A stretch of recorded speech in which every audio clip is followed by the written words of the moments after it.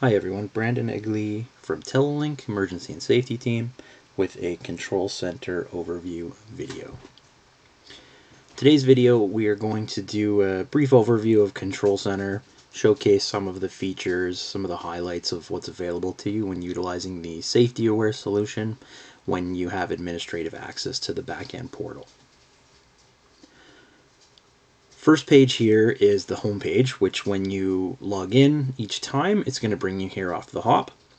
And what this page is more or less a live hub where our agents will action any sort of overdues, missed check-ins, emergency alerts that come through, and this gives the live updates. We can action from here and we can make sure that those individuals get the assistance that they're looking for or the checkup and follow-up that's required. As an administrator, something of interest to you is when logging into this page, you can see towards the top here, it generally will be in a mode where only the assets that are in an alarming state, because again, that is what's of interest to the monitoring side, to our agents, is they want to be looking for those alarms or those missed check-ins, and they're going to be actioning those. But as an administrator or someone who's administering this solution within your organization, you may be more interested in having a look at the live look-in and the live feed of individuals who are currently online. So from this home page on the taskbar here, which you can pull out at any time, all the way at the bottom we see this filter dashboard. So you can go ahead, you can click on that, and there's two options here. There's looking at monitored assets, so again those individuals who are in a live online session and being actively monitored, or there's the not monitored assets, which essentially will showcase individuals who were either previously online or have been newly added to the system, maybe haven't logged in at this time, but it'll still give, if it's available, their last known location or the location at which they last signed off. For the instance of this video and for the interest of what we're looking at, we're going to take a peek at monitored assets. So we're going to go ahead, toggle that on. We're going to hit save, and I am going to put myself in the search bar up top here, and what we're going to see is just the information about myself. So I'm currently online in a monitored state. We can see some information about my last check-in, my next check-in, positional time, GPS location, and an address, as well as below that there's an active map, and we can see I'm currently here online. There's a green pin letting me know that I'm online, and by clicking on that I can also see that information here as well. And then any sort of action that occurs via the app with myself, if I send a check-in as an example here, then we're going to see that pop up, and again in that live feed or that live action screen that we have here.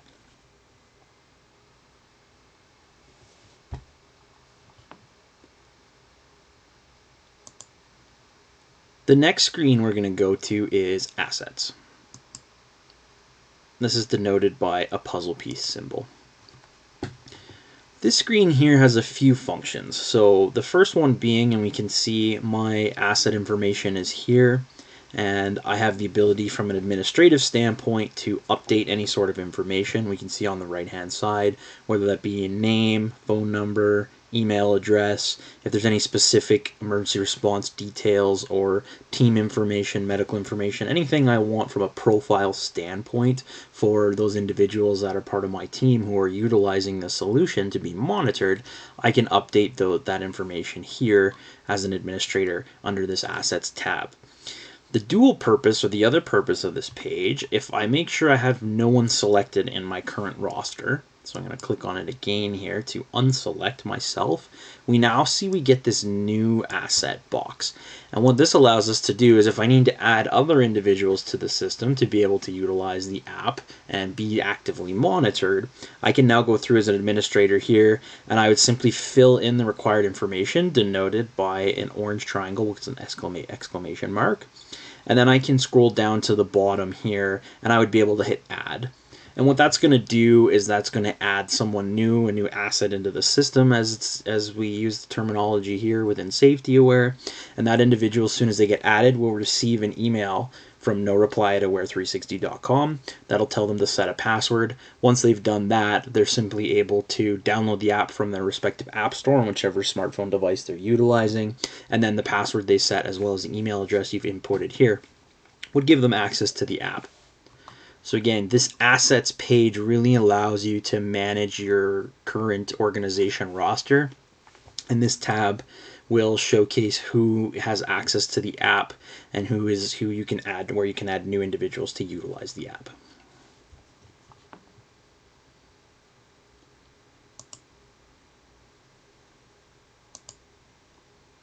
Next page we'll talk about is devices. So this page here, the real purpose of it is you're going to be able to, if needed, if you're an organization who might be utilizing a satellite device, and as an example, Garmin InReaches, or perhaps Global Star Spot devices, you would be able to come in here and you can see where those devices are currently assigned. If you do have pooled devices or shared devices that you need to move the assignment around or assign those pooled devices to other individuals, this page will allow you to look up a device specifically by either its name that you've given it or the unique identifier, and being serial number, IMEI number. One of those denotes the device. So you can look that up here. You can see who it's assigned to from a smartphone perspective. If you are utilizing just strictly smartphones, the system manages itself from the standpoint that when someone logs in to a device, it automatically assigns it, and you don't need to move those devices around from an assignment perspective. So this page really is more or less going to showcase the ability of, if you're utilizing pooled satellite devices, then you're going to be able to come in here and you can check up and see who those devices are assigned to, so you can either unassign and assign to someone new, or just understand who has that device currently within the system.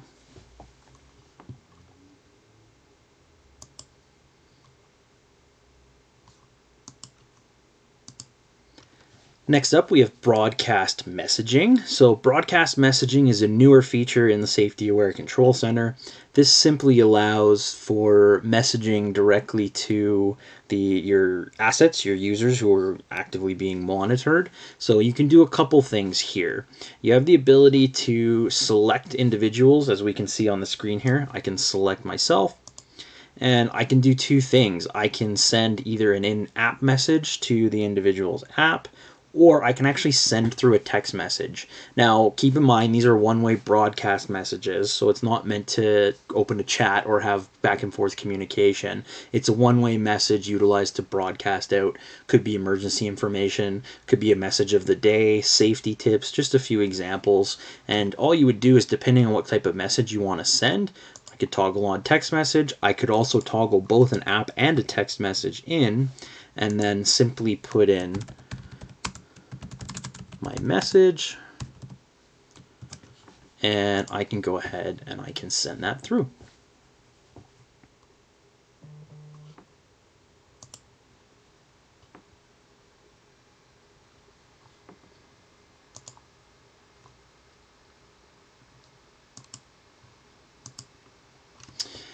Asset groups are directly tied to our broadcast message feature. So within this tab here, you have the ability to create specific groups of assets if you want to broadcast message out to specific groups. So very straightforward process. There's a create group tab at the top here. We can select that. You can see I have myself here. I can go ahead and I want myself to be in a group, and I'm just going to name this group from here. And I can go ahead and I can save that. And then just to quickly showcase how this correlates to broadcast messaging, if I quickly flip back to that broadcast message tab here, I now have the ability to select my client group, and then that group that I had created, I can pull that up now, and then only the assets that are selected as part of that group would appear here. And then I can simply select all within that group and then go ahead and send my broadcast message out.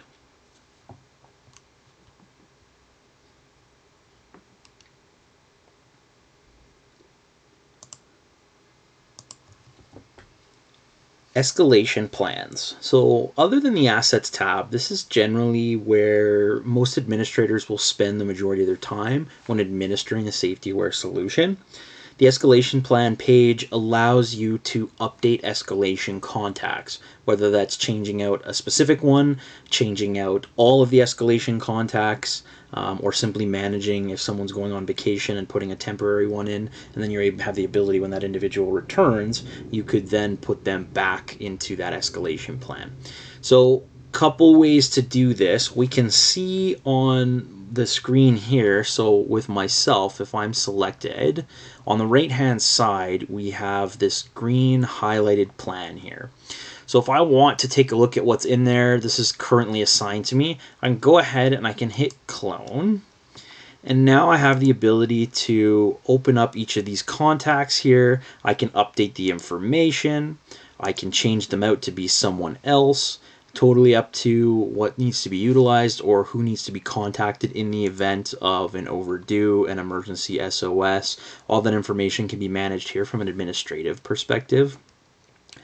The other ability you have here is if you want to update your safety timer for that individual specifically, then you can come in and perhaps there's a group of individuals within your organization who need a longer timer, a shorter timer, whatever the case may be. So in this instance, let's just say that I'm going to use a 3-hour safety timer versus that 2-hour timer that was put in there.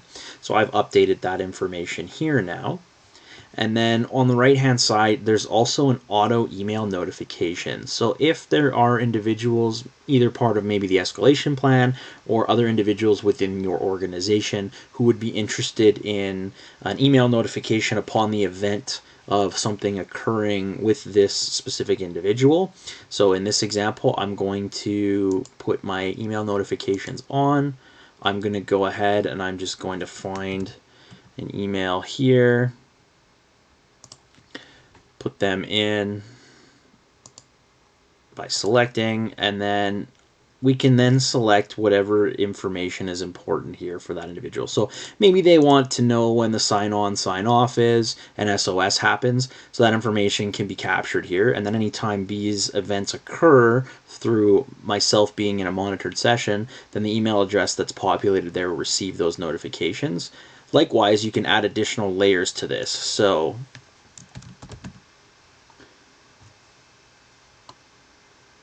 if I go ahead and put an email address here, as well as just picking another individual here, so you can put multiple email addresses in this box, and in this example here it's safety overdues. So anytime a safety overdue occurs, these emails would receive that notification. So you can customize this down to the individual level. If you have specific users or other individuals who need to have notifications via email go to someone if in the event of something occurring, you can set that up here.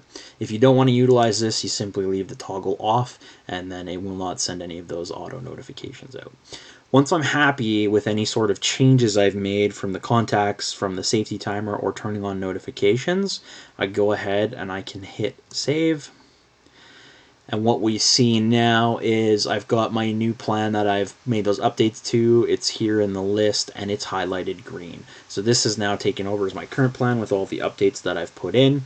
And the previous plan still exists. So that example we talked about earlier, if someone's going on vacation, then what you could do is put your new updated plan here and save that. When that individual returns, you go ahead and you can clone the previous plan as we just did, and that's going to put the plan from before back as their primary plan. The other thing you may see is if there's a new asset you've added or a new individual you've added to SafetyAware and you come to the screen, you select them, it'll say no plans currently active here. So at the bottom, there's this apply plan. And what this allows us to do by clicking that is you can then pull up any sort of plans, templates that have been created within your instance of SafetyAware. You can go ahead and click on that. We've seen this screen before here. And again, you just make sure the information's correct, update the information as necessary, and then you would save that. And what that's going to do is then put that plan as the default plan that's assigned to that individual. And then all the other rules that we just went over apply. You can clone that plan. You can go back to a previous plan that was assigned. But again, this is really the area that you would spend from an administrative standpoint, probably the majority of your time within the Control Center instance.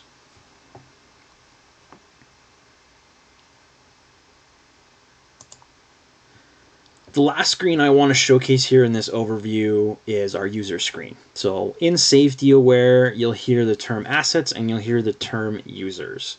And they're similar and they're tied together, but the main difference is we talked about assets earlier, about individuals who are going to be online or monitored within the solution. So they exist under assets, and when you add them in assets, it auto creates a user for them. As we can see in the example here, I exist as I did in the assets tab, as well it had created a user for me as well. But the inverse of that is if you have someone who's going to either be an administrator, an escalation contact, or perhaps they need to be in the system or have access to the system, but not necessarily monitored, then you can add them under this users tab here. And the process is exactly the same. It follows the same rules as we had under assets. So I make sure I have no one selected. And then on the right hand side, I have simply an add users box. And then again, following the information here, so anything that's required has an orange triangle with an exclamation point in it.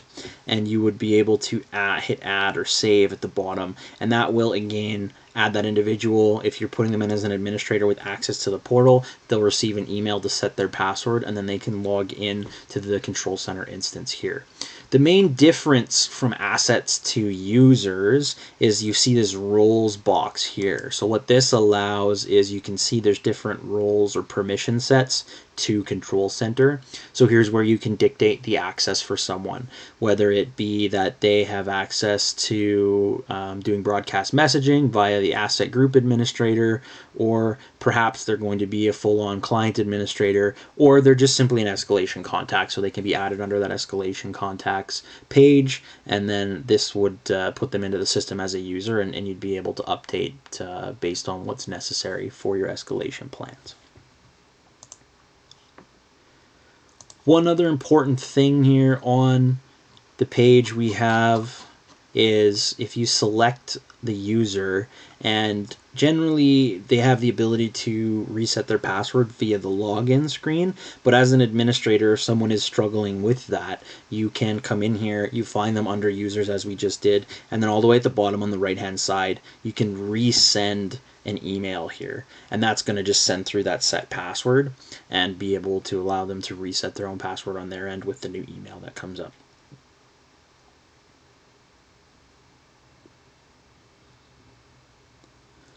Overall, those are the kind of the key main functions from an administrative standpoint with SafetyAware and Control Center. Just wanted to take some time today to highlight that for everyone and showcase what you have the ability and what you have the access to generally as an administrator within Control Center. Look forward to hearing any sort of feedback, and we'll catch you on the next video.